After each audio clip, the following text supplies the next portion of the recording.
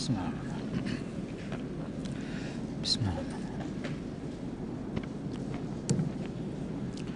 Assalamualaikum warahmatullahi wabarakatuh.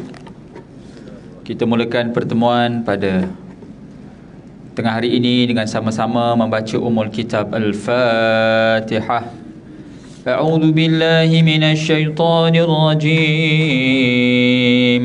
Bismillahirrahmanirrahim. Alhamdulillahi rabbil alamin. Ar-Rahmanir Rahim. Maliki yaumiddin. Iyyaka na'budu wa iyyaka nasta'in. Ihdinas siratal mustaqim. Siratal ladzina an'amta 'alaihim ghairil maghdubi 'alaihim waladdallin.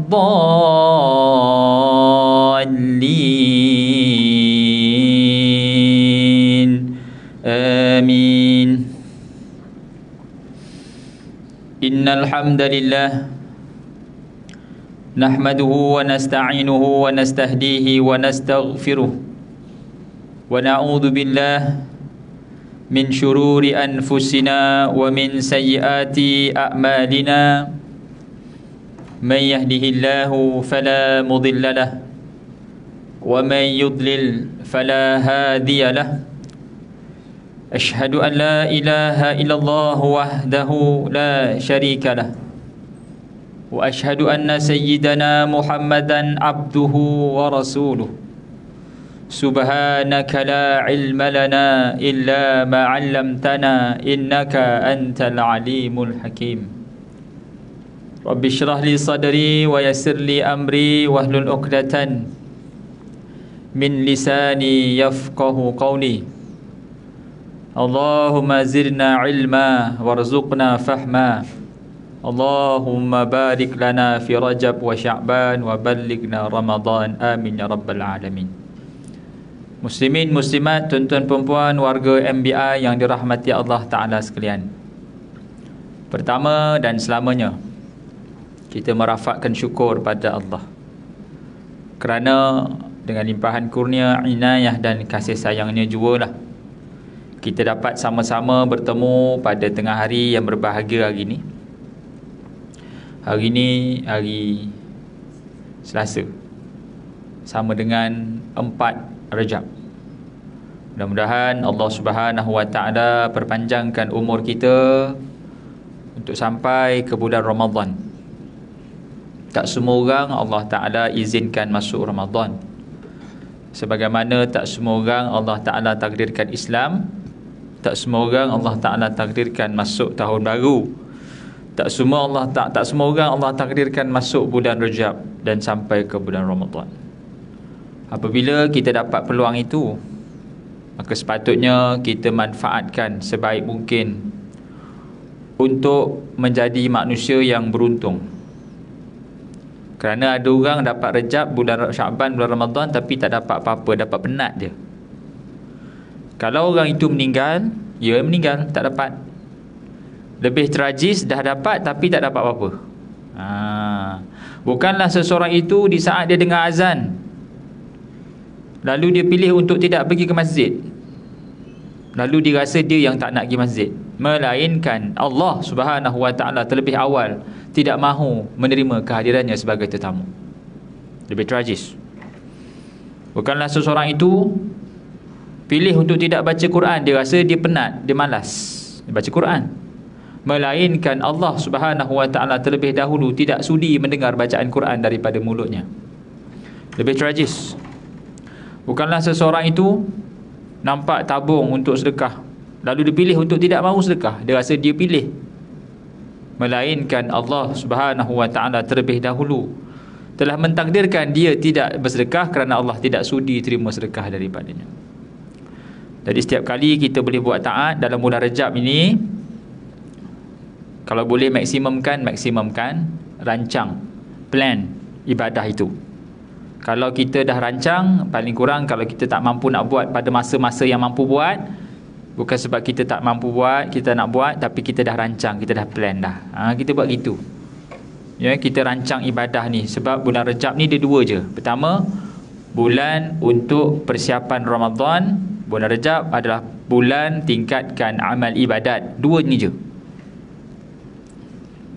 Persiapan ke Ramadan. Jadi siapkan beli baju baru untuk Ramadan, sejadah baru untuk sembahyang qiyam di rumah, Quran baru kalau boleh bagi semangat.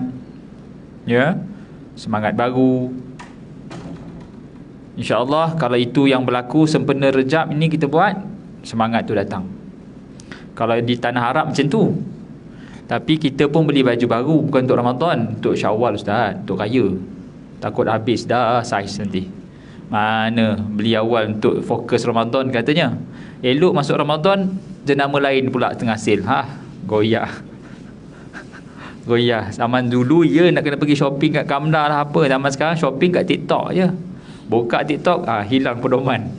Ya, hilang pedoman. Masuk live pula tak keluar-keluar. Ya, lemas. Elok jangan masuk, ya, jangan masuk. Saya pun sama. Kalau masuk lemas dah. Tiba-tiba, tadi dalam akaun ada sikit dah hilang dah. Ya.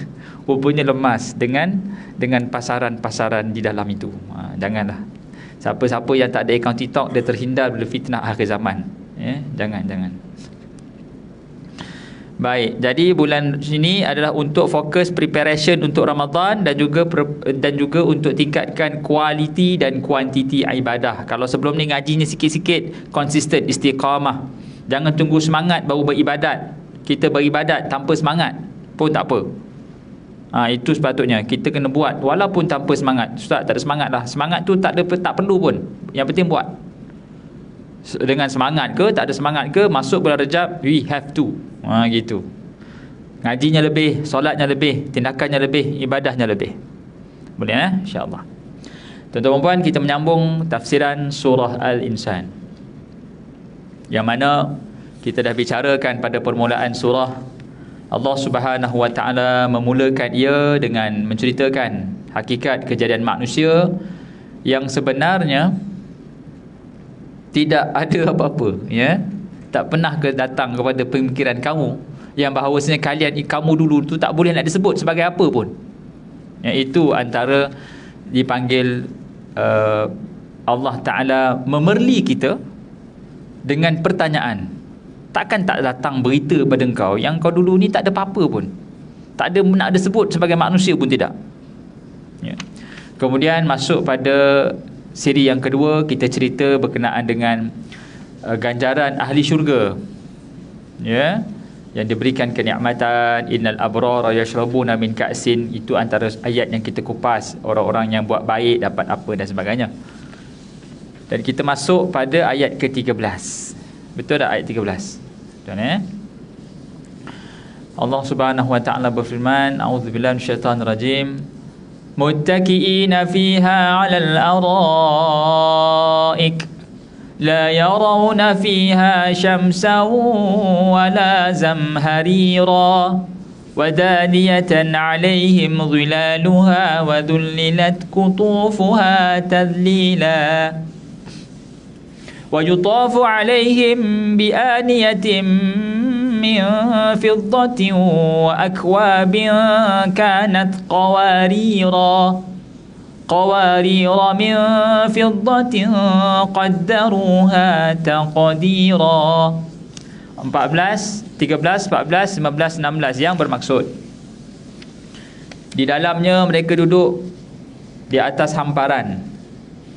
Mereka tidak merasakan di dalamnya panas terik matahari dan tidak pula sejuk yang bersangatan. Dan naungan pohon-pohon syurga itu dekat di atas mereka dan buahnya dimudahkan memetiknya semudah-mudahnya. Lalu diedarkan kepada mereka bekas-bekas dari perak dan piala-piala yang daripada kaca, iaitu kaca-kaca yang terbuat daripada perak yang telah diukur mereka dengan sebaik-baiknya. Allah Ta'ala mengkabarkan tentang para penghuni syurga serta berbahagia kenikmatan abadi yang mereka dapat di sana. Antara kelebihan ahli syurga, duduk melepak. Sebab tu kalau orang melepak lama, dia ingat dia ahli syurga tu. 3-4 jam melepak, tak nak balik ke? Seronok ustaz melepak. Ya. antara keseronokan ahli syurga adalah muttaqiin. Muttaqiin tu duduk sembang. Muttaqiina 'alaiha mutaqabilin, duduk dan duduk berdepan-depan, sembang-sembang. Kan kita suka sembang.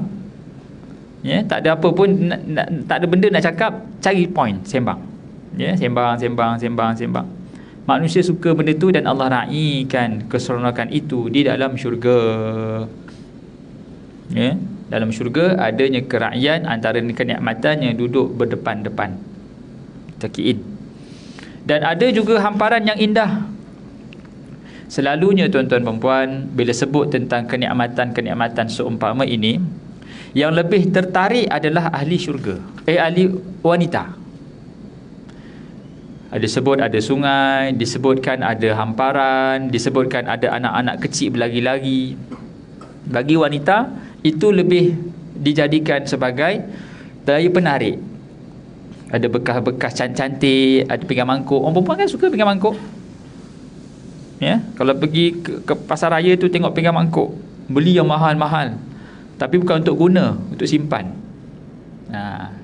Ni mahal tu abang. Awak jangan pakai. Baik. Abang pakai yang mana? Pakai yang sumpit-sumpit tu je. Kesian suami tu. Makan yang dah koyak-koyak, dah Allah, cawan tak bertangkai dia pakai dia. Panas lah tak apa. Yang cantik ni untuk perhiasan. Bukan di sinilah, mungkin tempat lain Tapi begitu keadaan yang dikabarkan. Bagaimana zaman dulu kala, kalau nak pakai yang cantik-cantik, bekas makanan semua, tunggu orang kahwin ataupun hari raya. Hari raya dengan orang kahwin barulah keluar segala almari, segala pinggan mangkuk dalam almari tu. Baik. La yarawna fiha syamsan wala zamharira. Untuk ahli syurga, mereka tidak merasakan di dalamnya panas terik dan tidak pula rasa sejuk. Kata Ibn Kathir, mereka tidak rasa panas yang menyengat dan sejuk yang menusuk, melainkan suhu di sana seimbang, di mana mereka tidak inginkan adanya perubahan. Sebab itu orang Arab bila datang Malaysia, dia kata Malaysia ni jannah, syurga. Sebab tak panas tak sejuk. Kalau kita pergi Jordan, sekarang ni tengah Jordan tengah hangat diperkatakan, kerana Malaysia kena tapau 4-0. Saya daripada pagi tadi kawan-kawan kat Jordan mesej, ya Allah Malaysia, ya Allah Malaysia, 4-0 kata. 4-0. Kita cakap lah, kita kesiankan Palestin tu. Jordan sebelah Palestin. Kita main bola dengan penuh semangat kesayuan. Kita bagi 4-0 tu. Bagi paling kurang ada sebab nak gembira lah. Kalau kita menang kan, balik tu dah lah berduka.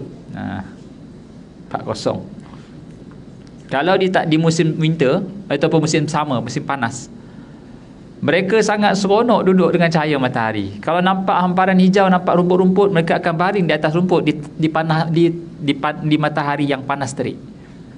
Dia rasa itu satu nikmat panas tu. Yang mana kita tak akan jumpa pemandangan itu di Kuala Lumpur. Dia suka sangat panas terik sebab selalunya sejuk. Jadi kalau ada panas tu, seronok lah. Dan dia bila datang Malaysia, dia kata ada sungai, ada bukit, ada air, cuaca macam ni. Ni cuaca yang paling ideal sekali untuk pergi ke jalan-jalan, pergi ke tepi pantai, naik bukit. Dia kata Malaysia ni memang jannah, syurga. Jadi syukurlah pada Allah Ta'ala, kita duduk di negara yang sangat kondusif, sangat eksklusif dan kondusif, sangat bagus dan sangat seronok untuk melakukan ketaatan. Tak ada yang sejuk bersangatan, tak ada yang panas bersangatan. Dia kalau musim sejuk tu, siapa pernah belajar kat overseas, dia ada dipanggil frostbite. Apa dia panggil? Yang kuku jadi hitam. Sebab dia mati. Sebab apa mati? Sebab sejuk. Bila sejuk sangat, kita punya sel-sel ni mati. Jadi nak kena badan selalu panaskan. Antara, kalau saya pernah tanya seorang kawan situ, dia bukan orang Islam lah, dia orang Kosovo, orang Kristian. Dia kata antara sebab apa mereka suka minum arak ni adalah memanaskan badan. Jadi minum arak, panaskan badan. Dia minum arak sikit. Tapi orang Islam tak boleh. Orang Islam tak minum arak. Jadi orang Islam makan apa? Orang Islam makan kambing. Gitu tu, makan kambing tu panas badan. Dia kata orang Melayu makan durian kata. Tapi jenuh lah nak buat durian pergi Jordan, ataupun pergi ke sana. Dia suka makanan yang memanaskan badan, sebab selalunya musim sejuk. Sebab tu daging ni panaskan badan, daging ya. Dan di dalam syurga tidak ada kepanasan, tidak ada panas terik, dan tidak ada dingin yang menusuk. Dan betul, kalau sejuk sangat, memang sangat menusuk. Dia punya sejuk tu memang tak boleh bincang, masuk ke dalam tulang. Siapa yang tak merasa, mungkin siapa pernah pergi Mekah dan Madinah musim sejuk, macam tu, itu lebih dahsyat lagi. Ada kawan saya baru balik daripada US. Dia kata tempat anak dia belajar negatif 43. Negatif 43. Cakap apa tu Haji? Negatif 43. Ada orang ke? Dia okey je.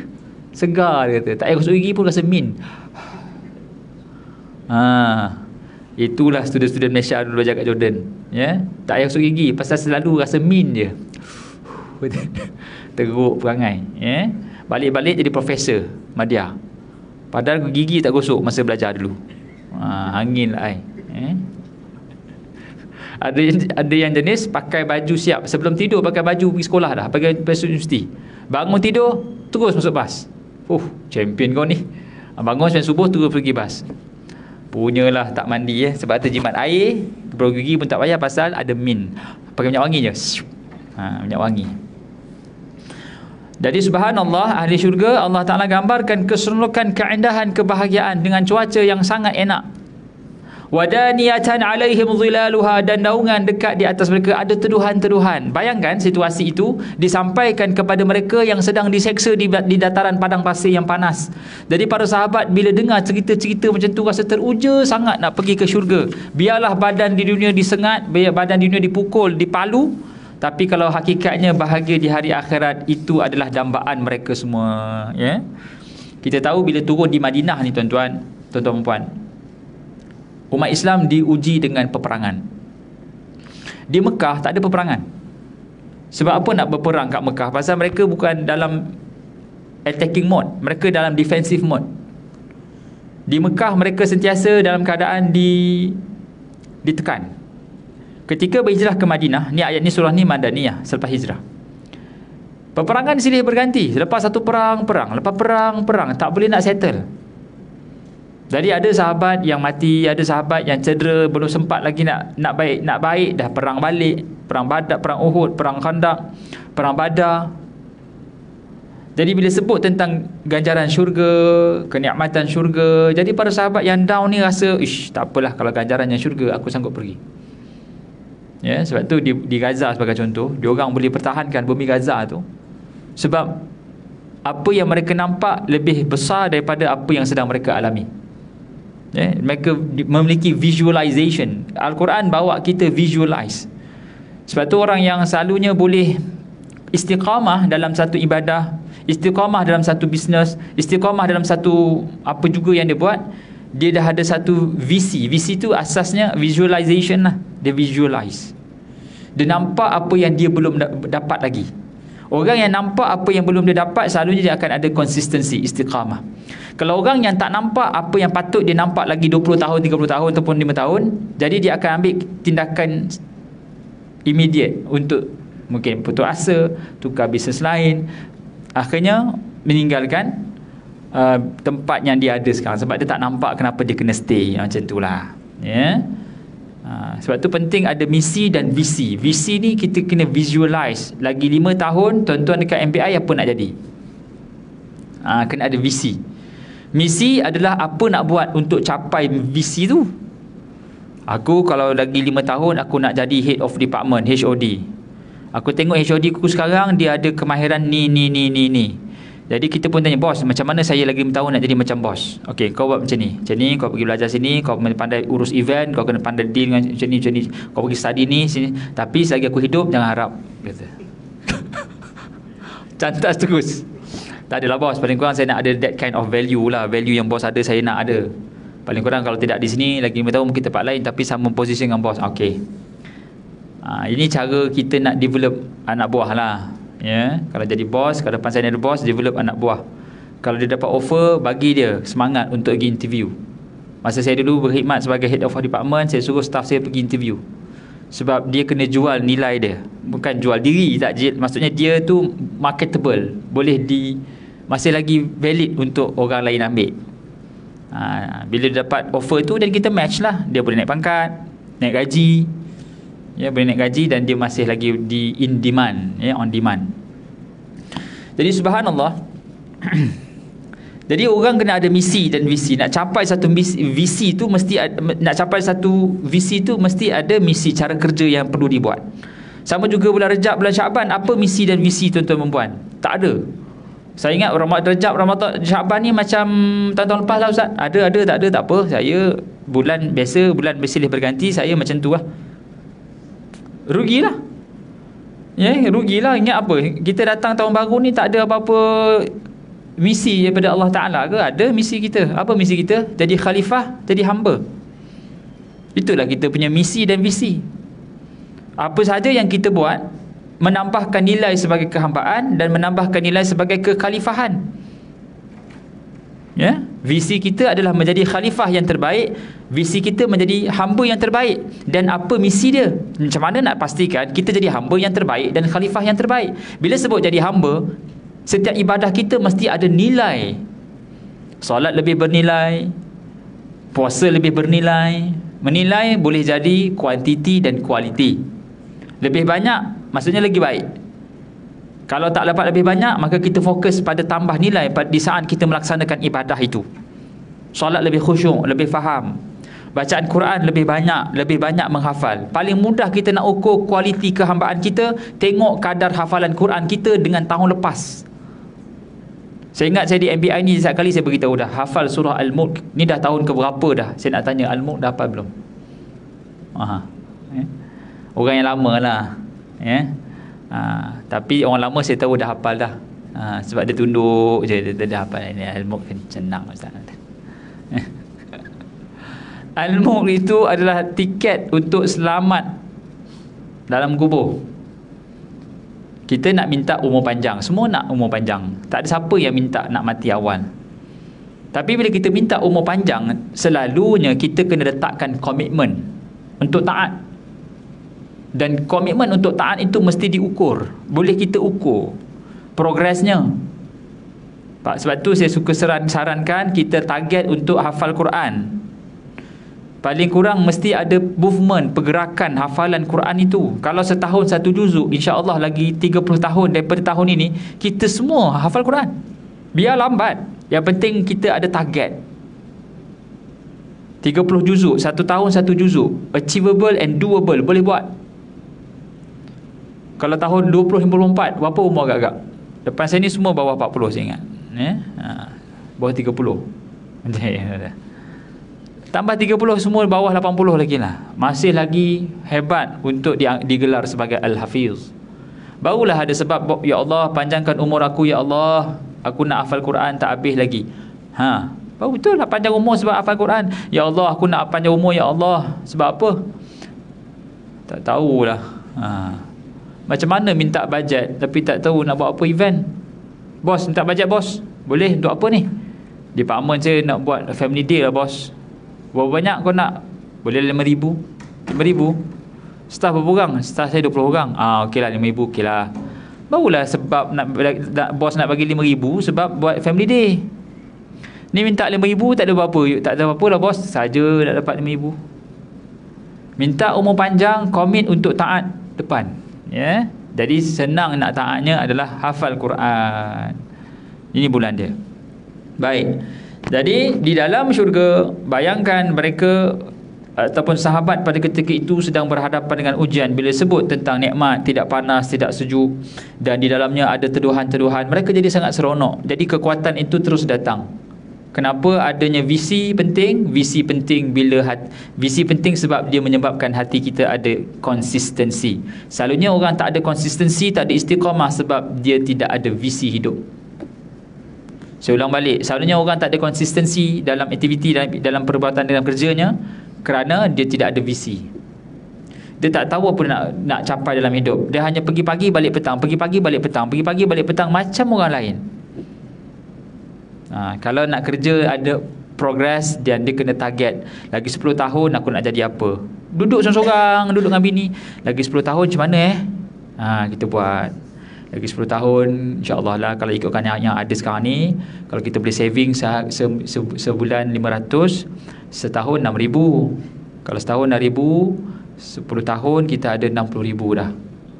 60,000 lagi 10 tahun macam sikit lah duit tu. Jadi kita kena start lah, buat something. Kalau 500 tu, kalau pegang cash memang sikit, beli emas, lama-lama dia naik dia. Kalau turun bang, tak ada, emas tak turun, emas naik. Macam tu, ya. Tapi dengan syarat kita stay sebagai suami isteri lah. Kalau tidak, untuk bini baru abang lah. Sudah. Rosak macam ni, barulah tahu kenapa kena stay tu. Dia dah tak nampak sebab apa nak kena stay dengan suami dia. Ni apa dah sedia 60,000 ni. Contoh saja, ya, contoh je. Baik. Wa dhullilat qutufuha tadlila, dan buahnya dimudahkan, memetiknya semudah-mudahnya. Artinya sampai bila pun saja hendak memetiknya, maka buah-buahan dekat dengannya. Allahu Akbar. Dalam syurga ni buah apa semua ada. Di dalam Al-Quran disebut dalam banyak surah. Surah Al-Waqi'ah ada sebut tentang buah-buahan dalam syurga. Apa buah syurga? Buah kurma, buah anggur, buah pisang, buah delima. Itu semua buah syurga. Tapi jangan kita nampak buah iaitu itulah dalam syurga. Kalau tengok pisang lebam, tak payah ustaz, syurga lebam-lebam ada pisang ni. Dia bukan pisang lebam dalam syurga. Delima pun tak sama dengan delima dunia. Pisang pun tak sama, itu gambaran sahaja. Buah anggur, wa inaban wa qadba, itu gambaran sahaja. Ada anggur, ada pisang, ada delima, zaitun. Itu adalah gambaran sahaja. Dan ahli syurga bila dia makan buah-buahan kenyangnya, kenyang. Ya? Kemudian sambung ayat yang ke-17, Allah Subhanahu wa taala berfirman, yang ke-15. Wa yutafu alaihim bi aniyatin min fiddati wa akwabin kanat qawarira, dan diedarkan kepada mereka bekas-bekas perak dan piala-piala. Yakni mereka dikelilingi oleh pembantu-pembantu dengan membawa bekas-bekas bekalan makanan, bekas makanan daripada perak dan gelas-gelas minuman. Di dunia kita tak boleh makan atas pinggan mangkuk emas dan perak, haram Orang lelaki tak boleh pakai emas. Orang perempuan no issue lah, orang lelaki. Emas tak boleh, perak tak boleh.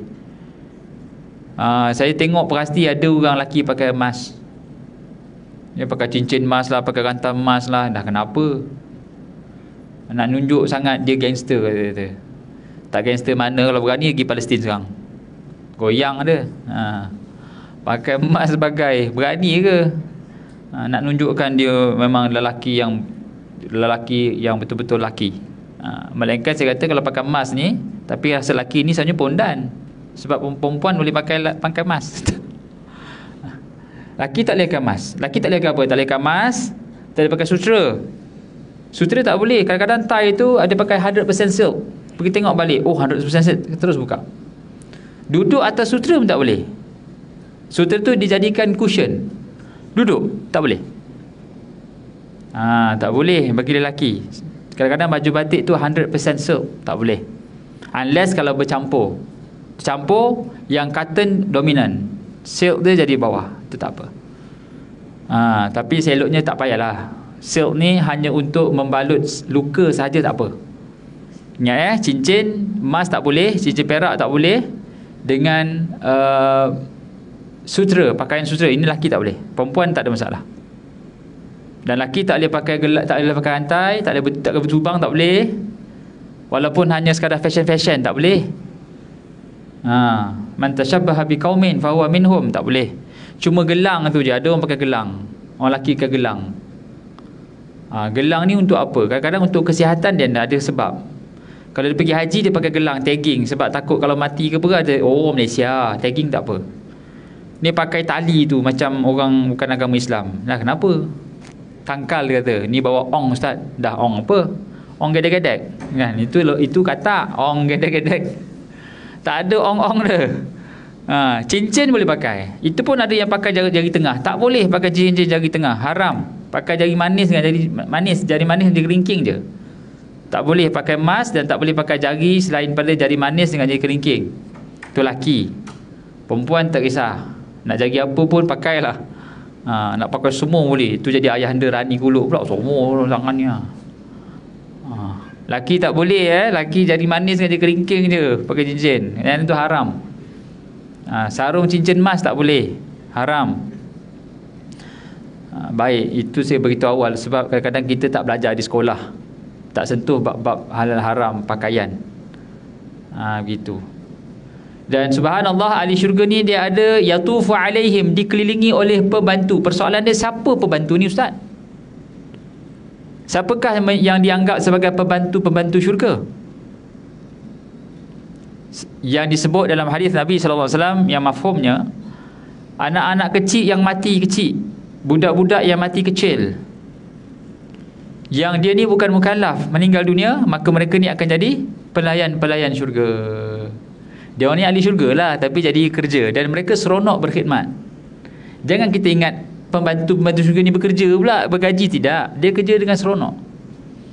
Dan siapa-siapa yang ada anak mati dalam perut, mati gugur, anak-anak ni juga akan menjadi penyelamat mak ayah dia. Anak-anak ni akan minta pada Allah, ya Allah, dulu masa aku di dunia kau cabut aku ada nikmat mak dan ayah, sekarang tolonglah hadirkan mak dan ayahku di syurga. Siapa yang ada anak mati kecil, anak tu jadi syafaat dia, tumpang syafaat anak, ustaz, anak saya Allah dah simpan, syurga lah tu. Sebelum kita nak tanya, sebelum kita nak ucap dah mati sebab apa, kita ucap kat dia, tak apa kak, anak ni tunggu esok kat sana. Kita ni tak apa-apa nak baik sangat, tapi ada anak yang dah tunggu kat sana, syukurlah. Gitu. Tapi janganlah sengaja pergi bunuh lah budak tu. Dah tahu mengandung pergi main bola pula. Dia kata, gogo gincu dia tu. Dah gugur. Alhamdulillah ustaz, gugur dah anak saya ustaz. Senang dia simpan di syurga. Itu haram. Bunuh diri, bunuh anak, berdosa besar. Tak boleh. Kalau kecuaian, dah tahu budak tu demam panas, dia kelubungkan budak tu. Budak mana boleh kelubung macam orang tua? Kita dah besar, kalau demam kita selimut. Kalau budak kalau demam, buka baju dia, lap dengan air sejuk, berendap, maksudnya letaklah asam Jawa, bagi dia sejuk betul. Dia tak boleh macam kita pecah demam tu. Tapi budak tak boleh. Budak nanti kena tarik nanti sawan. Sebab tu kalau budak demam, mak bapak tak boleh tidur malam, monitor dia punya suhu dia. Selalunya mak lah, bapak berengkur dah kan. Itu privilege bagi mak lah, ayah tu dia sibuk kat luar, berjuang mati-matian untuk keluarga dia. Kena monitor. Ni tak, mak pun sama juga, anak tu dah kena sawan tarik dah budak tu, panas sangat. Baik, jadi yutafu alaihim, dikelilingi oleh ahli syurga itu adalah pembantu-pembantu yang membawa bekas-bekas perak dan piala-piala. Akan ada bekas makanan, minum dekat bekas, yang mana qawarira min fiddah, yang mana bekas itu daripada kaca, kaca itu dibuat daripada perak. Qawarira pertama mansub yang dipanggil khabar kana, iaitu kanat qawarira. Dalam kaedah kita baca, kalau kita tengok ayat tu, dia jadi ada bulat atas tu kan, wa akwabin kanat qawarira qawarir, gitulah. Ataupun kita baca, kalau nak sambung, begitu yang disebut tadi, qawarira qawarir. Itu. Baik. Qawarira min fiddah, dan kaca-kaca yang dibuat daripada perak. Kemudian Allah Subhanahu wa taala berfirman, wa yusqawna fiha ka'san kana mizajuha zanjabila, yang bermaksud di dalam syurga itu mereka diberikan gelas minuman yang campurannya daripada zanjabil. Zanjabil ni apa? Halia tak? Sebab kat sini perkataan salah terjemahan ni. Zanjabil. Saya nak tengok zanjabila. Saya nak tengok balik.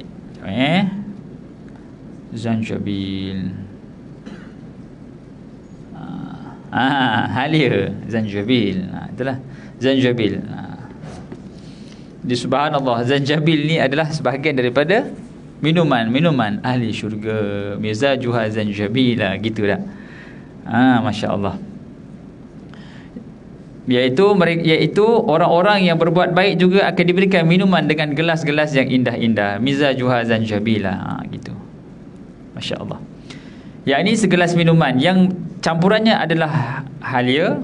Terkadang mereka diberikan minuman yang campur dengan kafur yang dingin, dan pada saat lain diberikan minuman yang bercampur dengan halia yang sedap, agar ada keseimbangan bagi mereka. Terkadang minum dingin dan terkadang minum panas.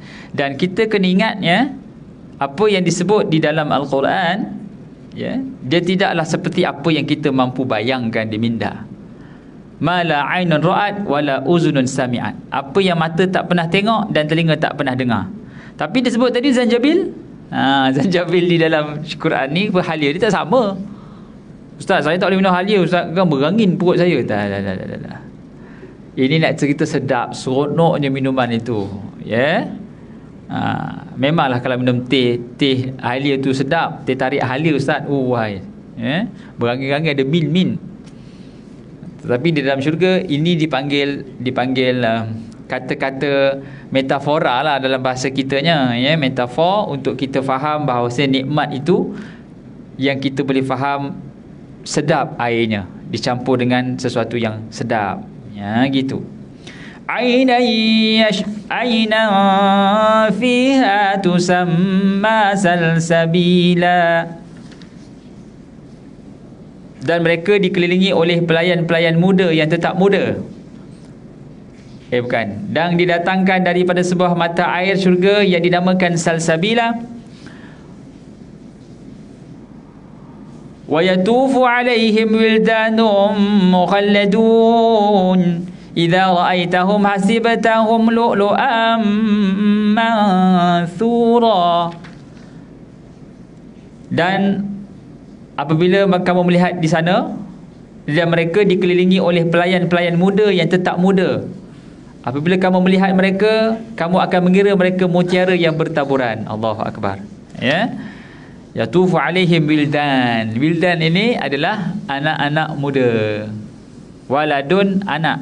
Wildan, anak-anak. Pemuda-pemuda.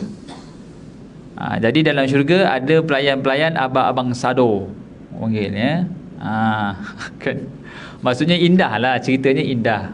Sebagaimana kita suka melihat ketampanan, kesadoan, kehaibatan lelaki, ya, begitulah diraikan ciri-ciri itu ada di dalam syurga, ya.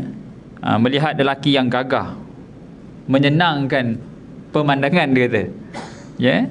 Sebab tu bagi lelaki depan saya ni tak salah untuk memiliki badan yang sasa, yang bukanlah sasa mana, maksudnya fit. Sebab Nabi Muhammad SAW seorang yang sangat fit. Pada usia 60, Nabi seorang panglima perang. Dalam hadis ketika Nabi SAW menyarung jubah hitam, ternampak ketat di tangan. Gini. Maksudnya jubah Nabi ada bicep. Ya. Dan ketika Nabi SAW mandi, airnya terus turun, tidak ada sangkut di perut. Flat tummy, bicep ketat. Jadi katang lah, ya. Katang. Lepas ni boleh cari jubah yang fit di tangan. Ustaz, ketat ni Ustaz, sunnah ni kata. Elok tang perut tarik, Allah, rap, koyak. Ini sunnah ni, yang perut ni punah kata. Sunnah lain, punah lain kata, buat bertenang. Tak apa, bulan Ramadan boleh adjust, ya. Bulan Ramadan insya-Allah turun, tapi jangan spoil raya lah. Raya, baru 3 raya dah back to normal. Sebulan macam tak ada apa-apa. Jadi dah halang kita Ramadan tu nanti fokus betul-betul. Tengok kalori intake, pergi belajar macam mana nak jaga keterampilan. Nabi SAW sangat lelaki yang kira berketerampilan. Cara berpakaian, pemilihan warna. Nabi ada jubah merun, jubah hijau, selendang merun, selendang hijau, jubah hitam, jubah putih. Ya. Yeah? Nabi SAW pakai jubah putih selalu. Kalau jubah hitam untuk perang. Kalau warna merun dan warna hijau untuk menyambut kedatangan tetamu daripada Yaman. Nabi SAW ada sukan, ada 6 sukan yang Nabi suruh kita buat. Ada 3 sukan yang Nabi suruh kita ajar, 3 lagi sukan yang Nabi buat. Nabi kata, alimu auladakum, ajar anak kamu 3 sukan. Yang pertama, berenang. Yang kedua, rukubul khail, menunggang kuda. Kemudian memanah. Itu yang Nabi suruh, itu dipanggil sunnah qauliyah, Nabi suruh buat. Tapi ada lagi tiga sukan yang Nabi buat. Yang keempat ataupun yang pertama yang Nabi buat adalah Nabi suka lumba lari. Selalunya Nabi lumba lari dengan Aisyah. Aisyah kata, sedulu masa aku kurus selalu aku menang selalu. Tapi bila aku dah berisi, Nabi yang menang. Bila Nabi menang, aku merajuk dan dia bagi aku menang pula. Itu. Orang perempuan ni dia punya power dia air mata punya. Dia merajuk, buncung dia lendak sikit, selesai dah. Okeylah, tak jadi keluar malam ni. Jadi lumba lari Nabi buat. Yang kedua, sukan yang Nabi buat adalah bergusti. Gusti. Sahabat-sahabat bila bergusti dengan Nabi SAW, selalunya Nabi menang. Kuat Nabi. Bidang Nabi SAW memiliki dada yang sasa. Nabi tak tinggi tak rendah, bidang besar. Sebab tu kalau tengok orang-orang Khabib Nurmar Gomez, adik-adik Khabib tu, tu betul lah tu. Orang Islam memang kuat, badan dia sasa. Dan yang keenam, Nabi SAW suka bermain pedang. Ini sunnah. Maksudnya menggunakan senjata. Sama ada kita memanah ataupun kita main pedang ataupun ikut senjata contemporary. Pergi ambil sijil menembak, boleh? Lebih praktikal pergi menembak lah. Ni mesti nak perang ni apa semua, eloklah pergi menembak. Cara-cara nak mengawal, nak menggunakan pistol, pergilah ambil kursus. Murah aja kursus tu. Belajar tembak M16, tembak. Itu sangat bagus untuk kita punya nilai lah, nilai tambah. Lepas tu boleh jadi kerja, boleh daftar dengan rela part time. Satu Ahad jaga orang kahwin, jaga parking. Baik. Jadi ada kursus menembak bagi paling kurang Baik. Jadi subhanallah, yatufu alaihim wildanun mukhalladun, dikelilingi oleh mereka itu anak-anak muda yang sentiasa muda. Ahli syurga berapa umurnya? Ahli syurga berapa umurnya? 33. 33.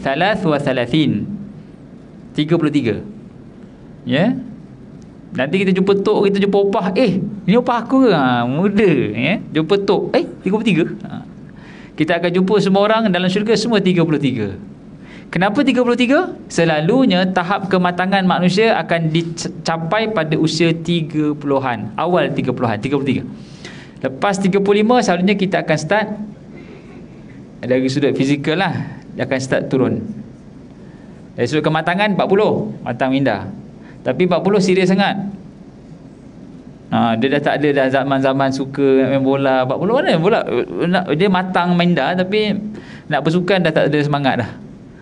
Tengok bola golek pun tak larat. Kejar-kejar bola, kejar bola.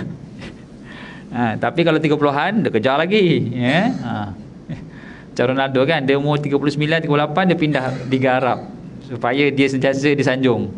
Kalau kat Liga Eropah dia tak disanjung dah, pasal banyak berjalan daripada kejar bola. Tapi dekat Arab dia masih lagi disanjung. Nampak? Dia pandai dia play safe. Jadi begitu manusia. Kalau kita umur 40, selalunya kita dah start decrease dari sudut physical ability, tetapi mindset kita dah matang. Itu bagi lelaki lah. Tapi bagi perempuan 40 ni dia pun dah start drop semua. Bagi manusia secara umumnya 30-an. 30-an ni kira maksud kat peak. Dia punya graf tu, graf peak dia tu 30-an. Lepas tu dia start gitu. Gitulah. Baik. Jadi anak-anak muda dalam syurga ada, dan orang-orang syurga, ahli syurga adalah 33. Idza ra'aitahum hasibtahum lu'lu'an manthura. Dan apabila kalian melihat mereka, kalian melihat mereka seperti butiran mutiara. Bayangkan betapa indahnya mereka, bertaburan di tempat-tempat nan indah pula. Mutiara yang bertaburan di tempat nan indah pula. Begitulah sebahagian daripada tafsiran suratul insan pada ayat yang kita sebutkan tadi 13 hingga 20. InsyaAllah kita akan sambung pada siri yang akan datang pada ayat yang ke-20 hinggalah ke-22 insyaAllah, dan sampai habis insyaAllah. Jadi apa yang baik itu daripada Allah Ta'ala, yang kurang itu kelemahan diri saya. Mohon maaf di atas kekurangan. kasih di atas perhatian. Aku madza tasma'un, aqulu qawli hadza wa astaghfirullahal azim li wa lakum. Wassalamualaikum warahmatullahi wabarakatuh. Sila penuhkan saf tuan-tuan.